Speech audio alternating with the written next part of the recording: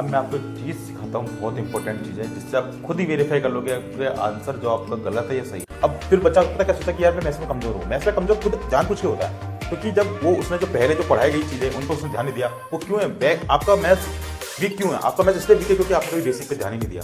आपने सोचा कि जैसे उम्र बढ़ती जाएगी वैसे हम भी बढ़ते जाएंगे और हम भी सीख जाएंगे मैथ्स। वो थोड़ी है कोई गेम। तो हेलो फ्रेंड्स, आपको क्वाड्रेटिक इक्वेशन के अंदर डर लगता है जो क्लास 10 के अंदर चैप्टर नंबर 4 है? क्या आपको क्वाड्रेटिक फार्मूला से क्वेश्चन सॉल्व करने में डर लगता है, या फिर आपको फैक्टराइजेशन जो आपको प्रॉब्लम है फैक्टराइजेशन मेथड से सॉल्व करना किसी भी क्वाड्रेटिक इक्वेशन को, अगर इन सारी चीजों से डर लगता है बच्चों, तो आज मैं आपके सामने एक बहुत बड़ा और एक बहुत अच्छा कॉन्सेप्ट बताऊंगा ताकि आप क्वाड्रेटिक इक्वेशन को लेकर कोई सा भी क्वेश्चन आप उसको सही से कर पाएंगे। ठीक है, तो प्लीज वीडियो पे बने रहना और वीडियो को लाइक कर देना और अपने फ्रेंड्स के साथ शेयर कर देना और चैनल को सब्सक्राइब भी कर लेना बच्चों, ताकि आपको यहाँ पर, क्योंकि आपको पता है कि यहाँ पर 100% जेन्युइन कंटेंट आपको प्रोवाइड किया जाता है। तो देखिए, अभी हम स्टार्ट करने वाले क्वाड्रेटिक इक्वेशन को अपने कहीं और भी पढ़ा हुआ, लेकिन यहाँ पढ़ने का तरीका बिल्कुल अलग है, क्योंकि यहाँ पे पढ़ाता हूँ बिल्कुल बेसिक से।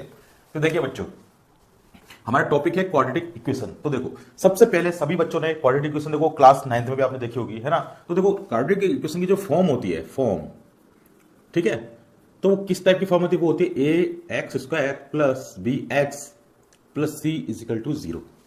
ये फॉर्म होती है क्वाड्रेटिक इक्वेशन की, है ना? तो देखो बच्चों, सबने पता है कि ये फॉर्म होती है क्वाड्रेटिक इक्वेशन की, है ना? तो देखिए, आपको ये पता होना चाहिए कि आपकी a, b और c ये सभी क्या है? ये क्या कांस्टेंट वैल्यू है? क्या है? कांस्टेंट वैल्यूज है ये, ठीक है?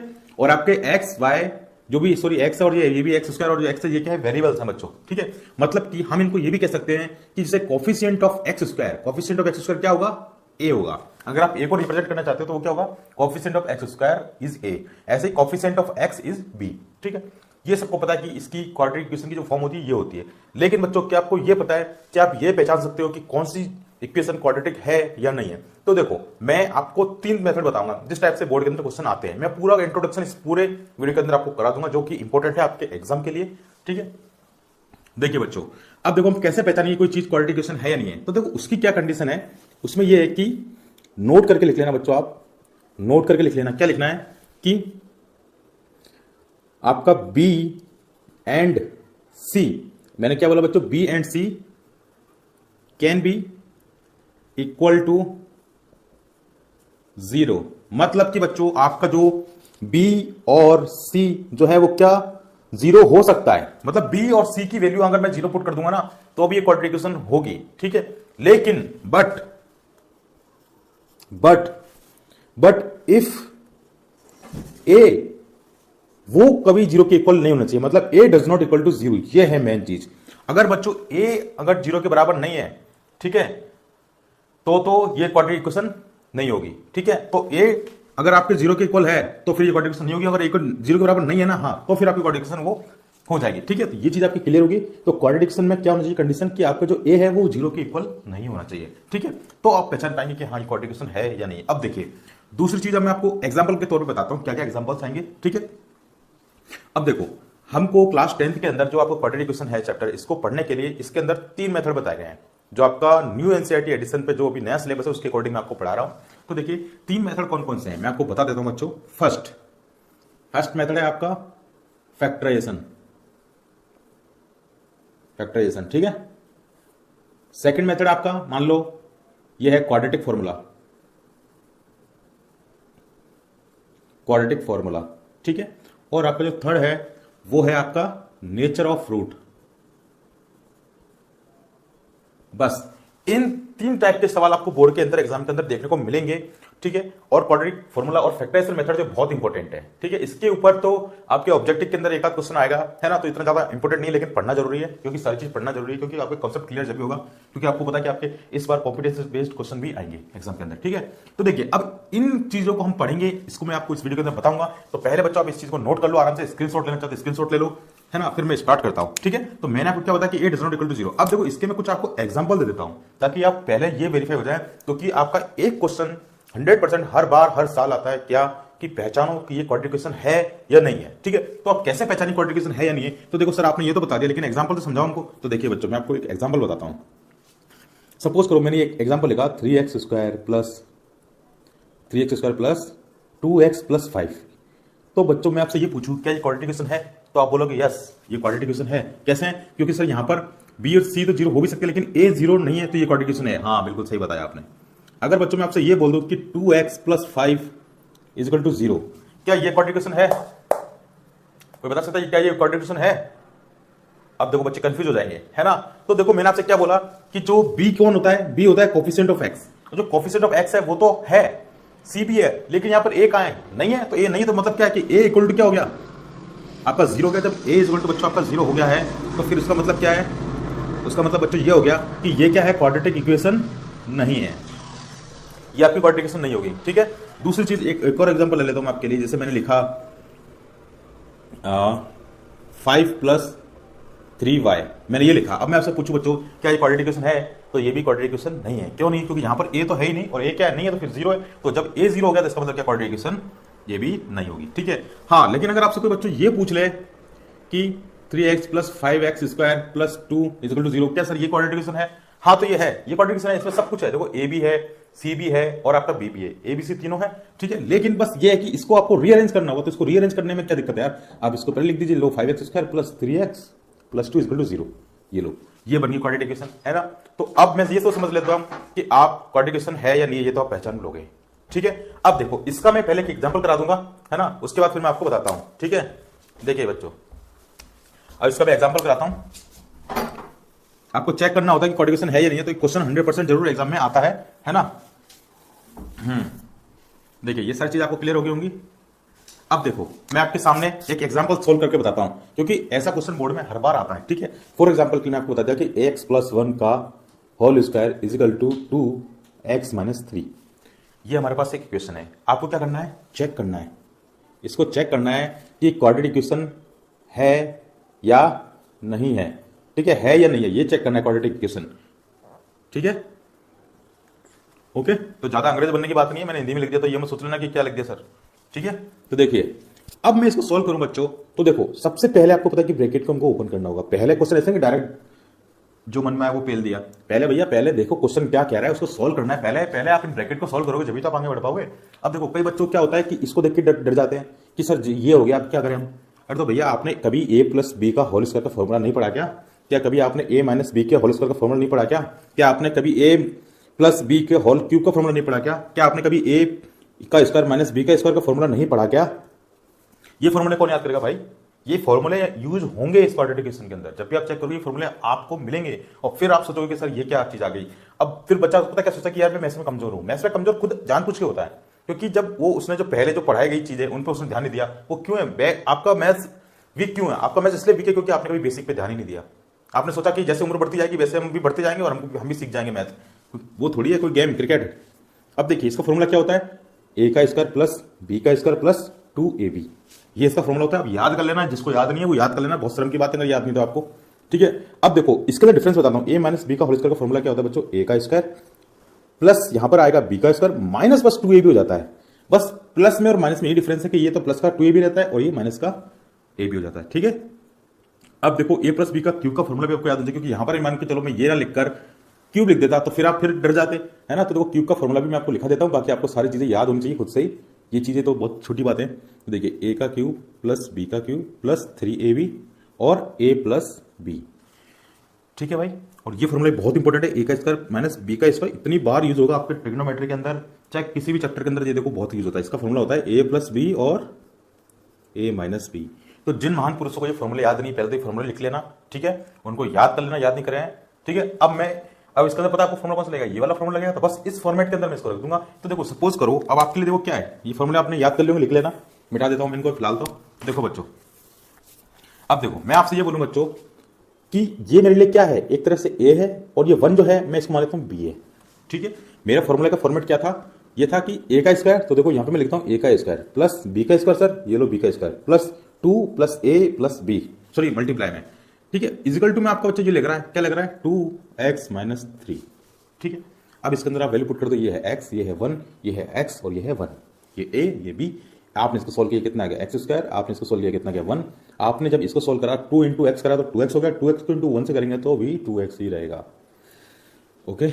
अच्छा, इसको करेंगे सॉल्व। देखो आपको पता है कि जब कभी मल्टीप्लाई बिना ब्रैकेट के होते हैं तो इसका मतलब क्या होता है? आपको मल्टीप्लाई करना है ना, उसके बीच में कोई साइन नहीं है तो ब्रैकेट है। तो 2 इंटू एक्स करेंगे तो 2x हो गया आपका। 2 इंटू माइनस 3 से करेंगे तो माइनस का 6 हो जाएगा। ठीक है। प्लस माइनस की गलती करना बहुत जरूरी है। है ना। प्लस माइनस की गलती आपको पहचानना बहुत जरूरी है। प्लस माइनस अगर आप गलती करोगे तो बच्चे बहुत दुखी हो जाओगे आप, ठीक है। अब देखिए, अब ये सारा काम कर लिया आपने, देखो हमेशा आपको क्वेश्चन ना इक्वल में ही मिलेगा दोनों, तो आपको पहले उन दोनों साइड को सॉल्व कर लो, आरएचएस और एलएचएस को, देन उसके बाद में सभी को एक साथ में ले आओ। देखो एक साथ में लेके आओगे बच्चों, तो देखो आपको पता है कि जब यहां का पार्ट इधर आएगा तो क्या हो जाएगा, यहां प्लस में तो यहां माइनस में हो जाएगा, यहां माइनस में तो यहां प्लस में हो जाएगा। बस अगर बच्चों मैं इसको लेकर आता हूं x square plus 1 plus 2x है, इसको मैं इधर लाया इस वाले 2x को, तो माइनस का 2x हो जाएगा। इस वाले -6 को इधर लाऊंगा तो ये प्लस का 6 हो जाएगा, ठीक है। ये 2x से 2x कट गया, अब बचा क्या मेरे पास, एक्स स्क्वायर और ये 6 प्लस 1 7 इक्वल टू 0। तो क्या बताओ बच्चों, ये क्या क्वाड्रेटिक इक्वेशन है या नहीं है, बताओ। अब मैंने आपको कॉन्सेप्ट बता दिया था ना कि आप पहचान पाओगे कि क्वाड्रेटिक इक्वेशन है या नहीं है, तो अब बताओ, आप बताओ, कमेंट करके बताओ मेरे को। तो ये क्वाड्रेटिक इक्वेशन है भाई, क्यों, क्योंकि यहाँ पर जो a है वो डज नॉट इक्वल टू 0 है, मतलब a 0 के बराबर नहीं है, मतलब कोएफिशिएंट ऑफ एक्स स्क्वायर होना जरूरी है। तो I hope you understand very well कि how can we check whether equation is quadratic और नॉट, ठीक है। चलिए ये चीज हमारी होगी कंप्लीट। अब मैं आपको पढ़ाता हूं मैं फैक्टराइजेशन मेथड, ठीक है। फैक्टराइजेशन मेथड बहुत इंपॉर्टेंट होता है और बहुत जरूरी है। आप चाहे क्लास 11th में चले जाओ, क्लास 12th में चले जाओ, क्लास 9th में देख लो, 10th में देख लो, 8th में देख लो, जब से फैक्टराइजेशन चल रहा है तो काफी इंपॉर्टेंट है। और ये 10th में 100% क्वेश्चन आता ही है आपका, ठीक है। तो चलिए अब हम एक क्वेश्चन सोल्व करेंगे आपके लिए, मतलब कि मैं आपको सोल्व करके बताऊंगा कि फैक्टराइजेशन मेथड क्या होता है। चलिए अब हम स्टार्ट करते हैं कॉन्सेप्ट हमारा कौन सा वाला, फैक्टराइजेशन मेथड का। तो देखो मैं स्टार्ट कर रहा हूं, क्या पहला पार्ट क्या है, फैक्टराइजेशन मेथड, ठीक है बच्चों। अगर वीडियो अच्छा लगे तो प्लीज लाइक कर देना और कमेंट जरूर करते जाना बच्चों, ठीक है। अब देखिए फैक्टराइजेशन मेथड में कैसे सोल्व करते हैं, एक एक स्टेप आपको बताऊंगा। फॉर एग्जांपल, क्योंकि एग्जांपल से ही आपको समझ में आएंगी चीजें, और मैथ्स के अंदर एग्जांपल ही सबसे ज्यादा पूछे जाते हैं, ठीक है। देखिए मैंने एक सवाल लिख लिया कि एक्स स्क्वायर माइनस 3x और माइनस का 10, ये क्वेश्चन है। अब इसको आपको फैक्टराइजेशन मेथड से भी करके दिखाऊंगा और इसी क्वेश्चन को मैं आपसे क्वाड्रेटिक फार्मूला के तौर पे भी सिखाऊंगा।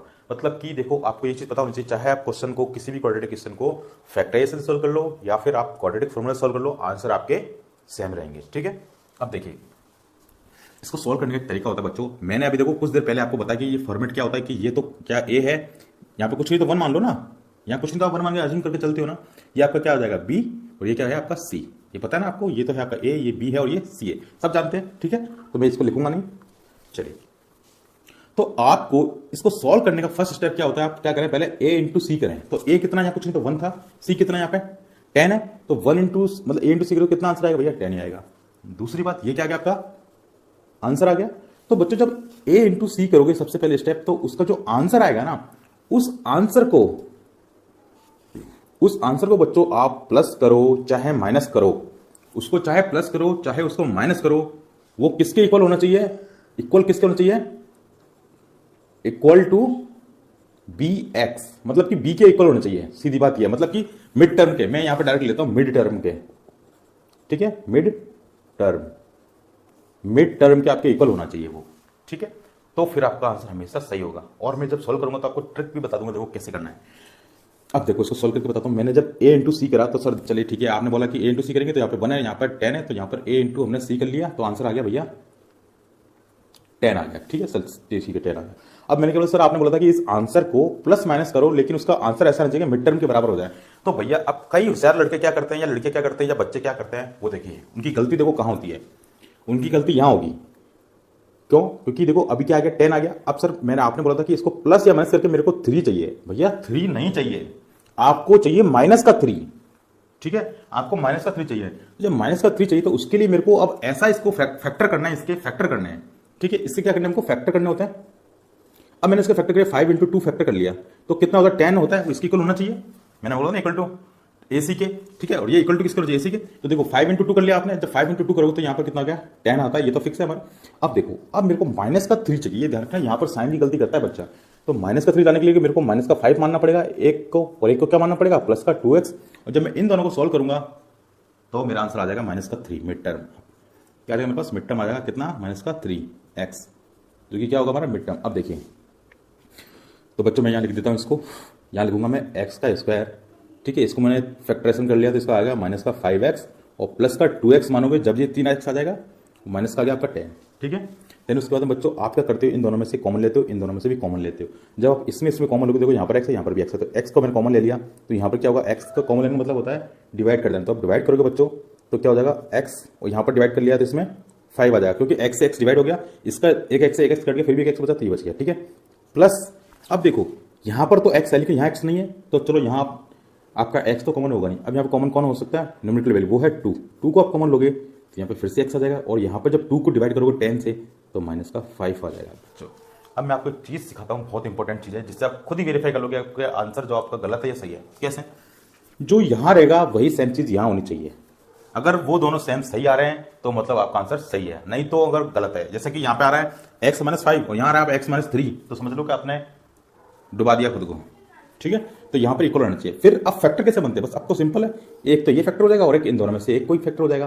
तो एक ये फैक्टर हो गया तो बच्चों ये कितना हो जाएगा, x प्लस 2 प्लस का 2 तो x प्लस 2, और इन दोनों में ये दोनों एक सेम है तो इन दोनों में से किसी भी एक को एक बार लिख देंगे हम, x माइनस 5 हो जाएगा। ठीक है, अब देखिए, अब इसको जब हम इसको एक्सपोज करेंगे तो x प्लस 2 इक्वल टू क्या होगा 0, देन x इक्वल टू क्या होगा माइनस का 2 होगा बच्चों, और इसमें करेंगे तो x माइनस का 5 इक्वल टू 0, तो x इक्वल टू कितना हो गया 5, और x इक्वल टू क्या हो गया माइनस का 2। तो ये द फैक्टराइजेशन मेथड। अब बताओ सबको समझ में आ गया होगा बहुत अच्छे तरीके से कि फैक्टराइजेशन मेथड क्या होता है। मैंने आपको हर एक चीज समझा दी है आपकी फैक्टराइजेशन मेथड की। ठीक है, हर एक स्टेप बताया है और आपको इस तरह से फैक्टराइजेशन मेथड सॉल्व करना है। ठीक है, अब चलिए, अगर आपको समझ में आ गया तो प्लीज कमेंट करके जरूर बताइए बच्चों कि कैसा लग रहा है आपको पढ़कर। अब हम स्टार्ट करेंगे कौन सा, क्वाड्रेटिक फॉर्मूला। ठीक है, जो कि बहुत ही सिंपल है। इसके आंसर आप देखो याद रख लो क्या है, माइनस का 2 और 5। अब मैं इसी क्वेश्चन को लूंगा आपके लिए प्रूफ करने के लिए, ताकि आप घबराओ नहीं कि सर हमारा उसका आंसर अलग तो नहीं आ जाएगा, मैं क्वाड्रेटिक फॉर्मूले से करूंगा तो बिल्कुल नहीं आएगा भाई, मैं अभी आपको करके दिखा दूंगा। ठीक है, अब देखिए क्वाड्रेटिक फॉर्मूला के अंदर घुसने से पहले आपको क्वाड्रेटिक फॉर्मूला याद होना चाहिए, है ना, जो कि आपको याद होगा या नहीं होगा मैं पता नहीं मेरे को, लेकिन मैं आज आपको क्वाड्रेटिक फॉर्मूला बता देता हूं। ठीक है, आपको जो क्वाड्रेटिक फॉर्मूला जो है मैं यहां लिख देता हूं, क्यू एफ करके माइनस का बी प्लस माइनस रूट के अंदर बी का square minus 4ac divide by 2a, ये होता है आपका क्वाड्रेटिक फॉर्मूला। ओके गाइस, अब देखिए यहां पर इसको उठाएंगे हम और यहां पर लिखेंगे हम क्या, क्वाड्रेटिक फॉर्मूला। अब क्वाड्रेटिक फॉर्मूला से हम स्टार्ट कर रहे हैं, है ना, तो क्वाड्रेटिक फॉर्मूला से हम स्टार्ट करें बच्चों, तो देखिए आपके लिए इक्वेशन मैं एग्जांपल से ही समझाता हूं, ये अच्छी बात है, आपको समझना चाहिए। एक्स स्क्वायर माइनस का 3x और माइनस का 10, ये है आपका इक्वेशन। अब देखिए, अब यहां पर आपको ना ABCD पता होना चाहिए। देखो ABCD आपको पता होना चाहिए कौन सी चीज क्या है ना, तो आपको पता होगा कि यहां पर मैं a इक्वल टू क्या लिखूंगा बताइए, आपका a इक्वल टू लिख दो, यहां पे कुछ नहीं तो 1 है। ठीक है, वेरी गुड सर, 1 है। यहां पर सर b इक्वल टू कितना है, अब b इक्वल टू कई बच्चे लिख देंगे 3। जबकि मैंने कितनी बार बोला भैया जो चीज हो उसको वही लिख रहा है, मतलब कि क्या लिखोगे आप, माइनस का 3 लिखो ना, जब माइनस का 3 है तो माइनस का 3। ठीक है, c इक्वल टू कितना है माइनस का 10, ये लो माइनस का 10 लिख दिया सर। बस अब क्या करना है, फॉर्मूले में पुट करो और अपना आंसर ले आओ। इससे 2 वैल्यू निकलेंगी। देखिए अब मैं फॉर्मूले में पुट करता हूं, तो क्वाड्रेटिक फॉर्मूला जब मैंने लगाया बच्चों, है ना, तो क्या बोल रहा है फॉर्मूला हमारा क्या होता है, देखो यहाँ लिख देता हूँ कि माइनस का b एक बार प्लस के लिए और एक बार माइनस के लिए, है ना, तो चलो एक बार मैं प्लस के लिए लगा देता हूँ। ठीक है, तो देखिए यहाँ पे माइनस का b लिख रहा है, तो माइनस b कौन है, माइनस का 3, ये लो माइनस का 3, फिर प्लस लग रहा है और एक मतलब पहले मैं प्लस के लिए कर लेता हूँ बच्चों, है ना, तो प्लस। अब देखिए मैं एक चीज और बताता हूँ आपको, या तो आपकी काम करो यहाँ पे d भी निकाल दो डायरेक्टली। अब d कैसे निकलता है, d कौन सा होता है, d होता है भैया आपका b का स्क्वायर माइनस 4ac। क्या होता है d की वैल्यू, b का स्क्वायर माइनस 4ac, मतलब कि मैं इस पूरे पार्ट को बोल रहा हूँ क्या, d।